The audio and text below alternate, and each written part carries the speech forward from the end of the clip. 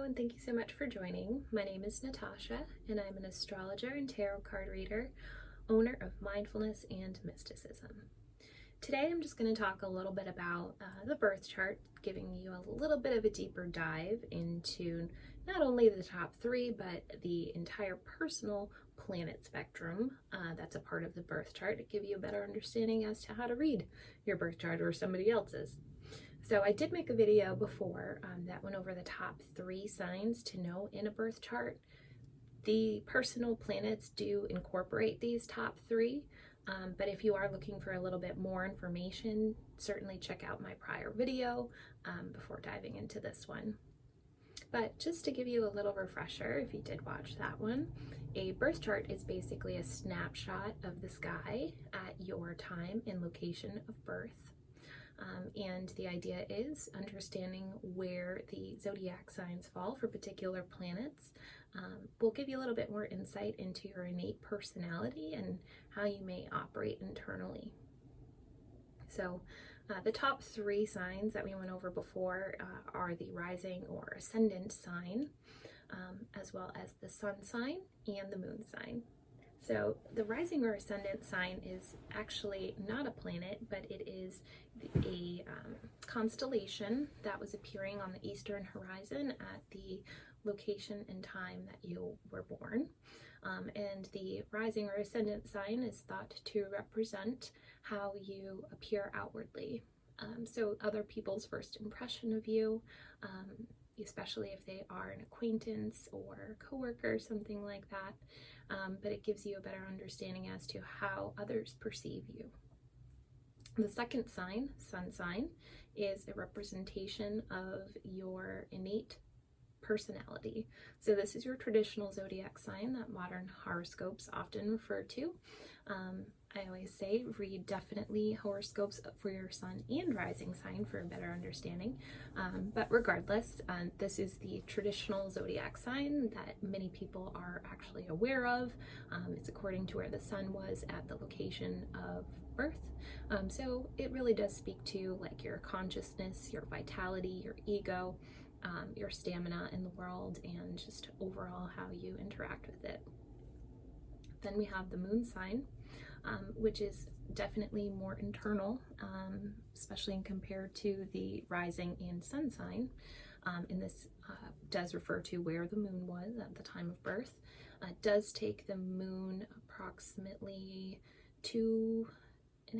almost 2.5 days to transit through each zodiac sign. So this is changing a lot.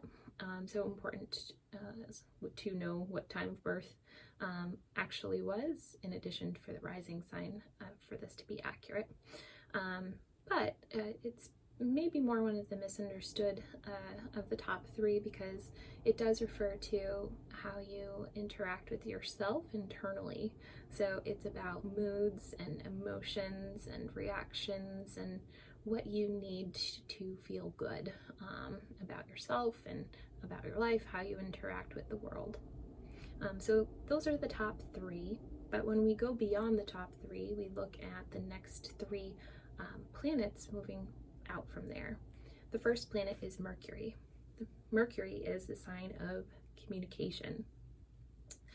So this planet deals a lot with the mind, intellect, reasoning, language, intelligence, everything that's built into communication.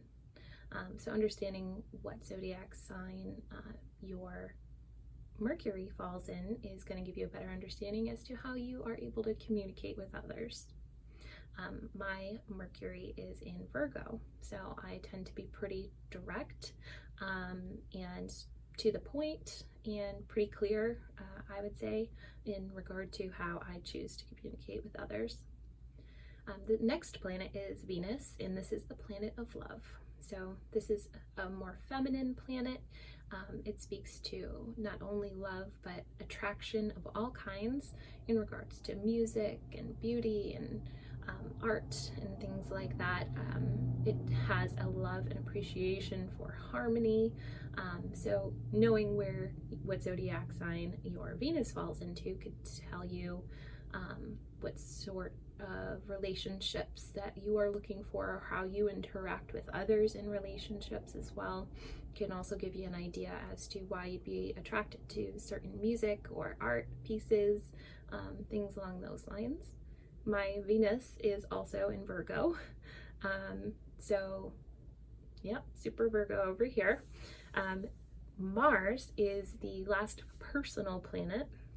This is a more masculine planet, and it does represent how we fight. So it can be known as the planet of sex and aggression, but it does speak to how competitive we are, how courageous we are when it comes to standing up for what we believe in.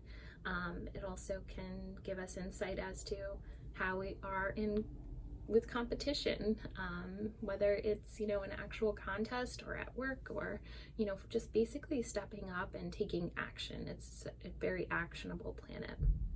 My Mars is also in Virgo.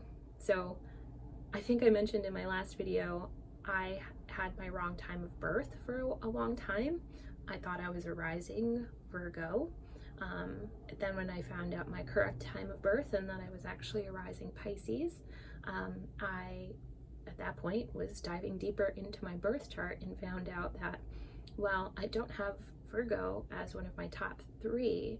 Virgo is my Mercury, Venus, and Mars, so it's really heavy hitting on half of my personal planets, which is probably why I thought for a while that, yeah, I must be a rising Virgo, because I do see a lot of Virgo qualities in myself. So communication, love and attraction, fighting, that could also be why I thought it was my rising or ascendant sign. But just something to note, that the top 3 are great to know. They give you a lot of insight, but as you dive deeper into your birth chart, you start to really make connections with better understanding yourself and deeper in specific areas, and it just keeps going from there. My next video will be about the outer planets, and I hope that if you